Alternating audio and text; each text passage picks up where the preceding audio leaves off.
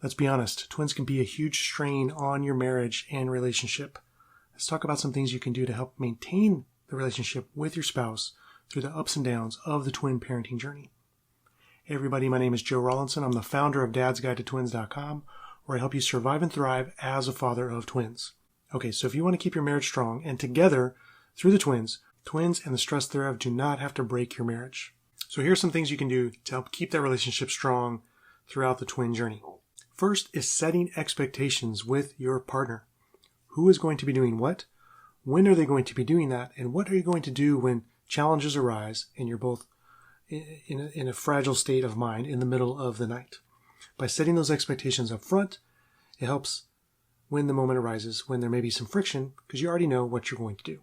Make sure you set aside time to be together, alone without the twins. Time that you can spend together, that you can nurture your relationship with each other, time that you can talk to each other about some of the struggles or challenges you're having with twins. Yes, that means that it's okay to get a babysitter for your twins, even if you get out of the house for maybe an hour where you can have an adult conversation with your partner. That's great. So make sure you find a babysitter, whether it's a family friend, a family member, somebody trusted that can watch those twins, even for a little bit of time, so that you can have time with your partner. In those early months with twins, you're going to be very sleep deprived. And sleep deprivation brings out the worst in all of us. So make sure you call out sleep deprivation for what it is. If your spouse is really short-tempered, frustrated, or snapping at you, realize that it is the sleep deprivation talking, not the spouse. So call it out for what it is, and don't hold grudges over what is done or said when someone is sleep deprived. That said, if you need to have a tough conversation, make sure you defer that for a time when you are better rested and in a better mood. When you're both sleep deprived in the middle of the night is probably not the best time to argue over the details of a challenge that you're facing.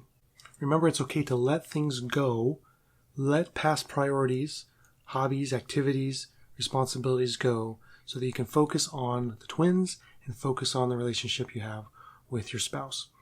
A lot of other things may need to put on the shelf or paused for a few months while you get your feet under you, where you get the hang of things with twins, and then you can start to add those things back in.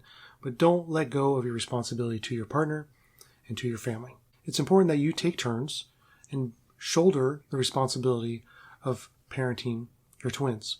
Don't dump all of that on them. Make sure you're taking your fair turn and giving chances for your partner to rest, to get a break from the twins, get a break from the house, and do things away from that chaos, even if for a short period of time, so that they can recharge. Now, those breaks may be short, they may be not very frequent, but it's important that you get them to help maintain your sanity. Getting in a routine is essential to maintain your mental health and sanity with the twins. If you have a good household routine for taking care of the twins, who's doing what, it makes things go a lot more smoothly, and you're also able to find more pockets of time to spend with your spouse. Again, if you see something that needs to be done, just do it. Don't assume someone else is going to take care of it. Just jump in and take care of that thing, and it may be a huge relief to your spouse. It's also not a sign of weakness to get help from other people. First of all, getting logistical help with the twins themselves in the house via bringing over the mother-in-law, a friend, a neighbor, a babysitter. It's okay to call and help when you need help for the twins.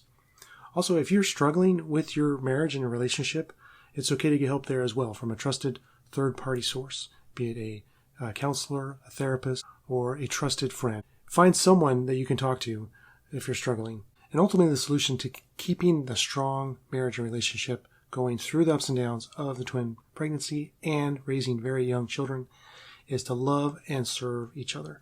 When you put your spouse's needs first, when you're constantly in a state of service and love to that individual, it helps break down some of the frustration.